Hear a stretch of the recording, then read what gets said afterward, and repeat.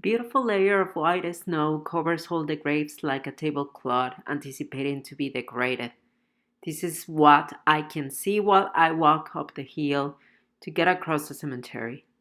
In contrast, I'm carrying on one arm the explosion of color of the summer flower bouquet that I got from the flower shop. In my other hand, I'm carrying bags where your portrait, pictures of Tinky and Socks are squished with the artificial candles, bags of your favorite ginger candy, tea, and other treats that I brought you. To be honest with you, I'm struggling to get where you are. Not only because the snow in some areas are 10 centimeters deep, but also because it's the first time that I use the young entrance to the Mount Pleasant Cemetery. I know it has been more than a year that we were here saying the last goodbye. This time is going to be only you, Pat, and me. Yes, you hear me right. Pat is coming too. Finally, I go to the top of the hill and I realize I only crossed the section S and I am looking for the section number 6. It is so cold, and I guess not so many people come in winter to visit their difuntos, or should I say deceased. I wonder if in England difuntos are called differently. You know, we never talk so much about your homeland. Now that I think about it, that is something that we have in common anyway. My grandmother was from England, and you were too. I never asked you specifically from where and when, but I know it was a long time ago that you came to Canada. Yes, another thing in common, we're immigrants. Also, you were there for me at one of the worst times in Canada that I had, when my partner dumped me and I didn't have anywhere else to go. And for that, I will always be grateful to you. You opened your house to someone that you barely knew and let me sleep in your couch until I could find a more permanent place. There were really hard times being in Canada alone without anyone to turn to. Now that I remember, it was only 10 months after I arrived here in Toronto. But thanks to you and my other friends, I survived. This day also reminds me so much to that cold winter. I know you have a difference, like you were true vegetarian, while my idea about being vegetarian was to only eat chicken or fish, but not red meat. Or you thought that I needed to study something in Canada to break into the industry. And look at me now, at my Oka University. Oh, there it is. It's after crossing section O. And yes, it's O as in Oscar.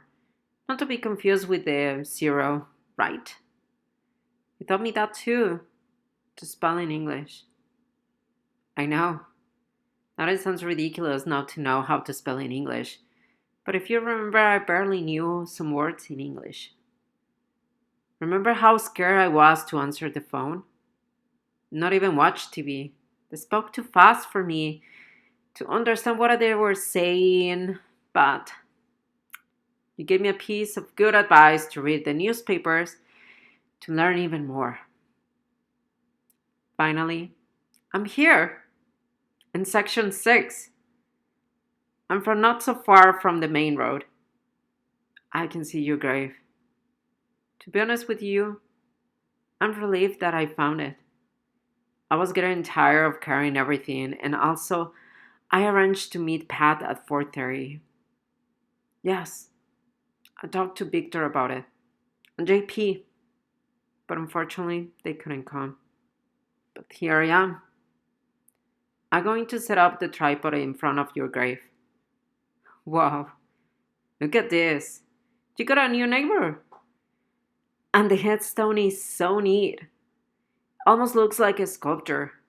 2 cubes on the top of each other, and the one on the top is slightly moved to the right. Anyways, it is getting late and I want to have everything ready before Pat comes, so I'm going to start to unpack.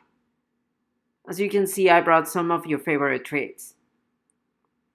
I brought a nice picture of you, and of course, I cannot imagine you without your cats, Tinky and Socks. You know, I'm sorry that we were gone before you, but now I know that you're not alone and you have wonderful company. My favorite was Socks. Don't tell Tinky. But it was because when I used to live in your house, I slept on the couch and would just cry all night because I was so alone, depressed, and heartbroken. And he used to comfort me. I guess he knew that I needed company. I guess because an excavator was here for your new neighbor, there is the path without snow. And I think I can put down all the bags there. I know you like flowers, but I hope you forgive me that I'm not going to use them traditionally. Yes, you probably will be surprised that I'm not going to put them in a vase beside your grave. By the way, I just noted that bush beside your grave. But these flowers are because I'm creating an altar on Día de los Muertos. I know it is not the Day of the Dead, but why not to mix the customs of the two countries, or should I say the three countries? Oh, I hear a car. Look, Ray, it is Pat. Hola. Thank you so much for coming and sharing this with me. I know you had to leave work early to be able to meet me at this time. But unfortunately, the cemetery closes early because it's winter season, and I also needed the light of the day to be able to document the altar. So, here we are, Raymond. We're going to start arranging the flowers. The snow looks so beautiful as the background of what we're going to tell. To me, it is surreal because in Mexico we don't see snow in the cemeteries, but also it's not common to see English names on the headstones. The only time that I saw that was with my grandmother, Isabel Pitma Jr.'s.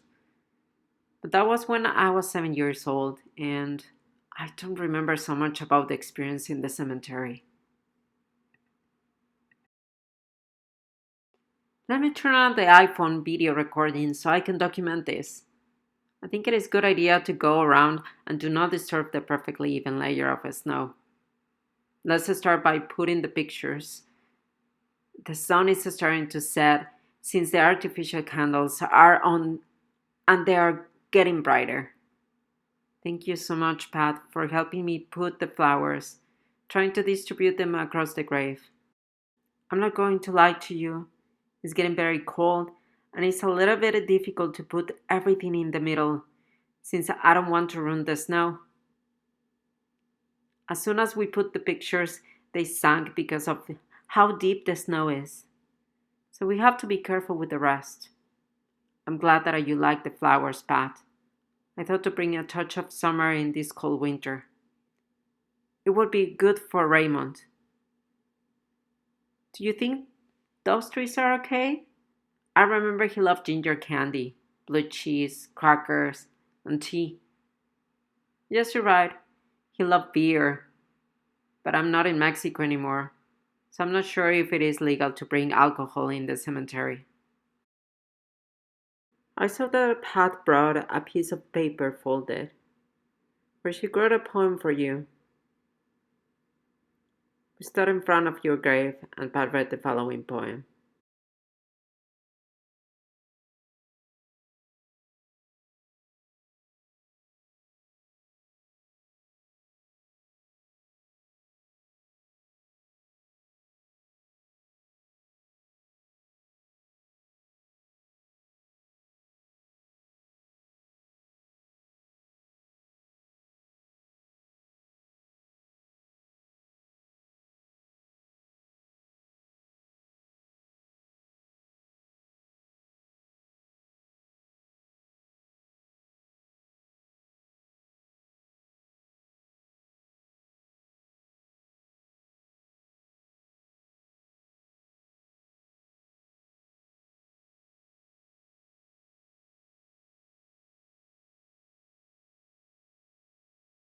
After we cry, hug, and say how wonderful friend you were, we pick up all the treats, the candles, and the pictures.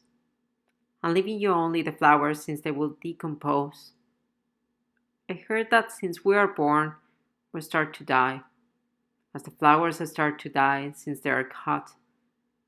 I hope you rest in peace, my friend. I hope one day we'll meet again, but in the meantime, you will live here in my heart as my mom, my two grandmothers, my uncles, aunts, who, like you, are in a better place.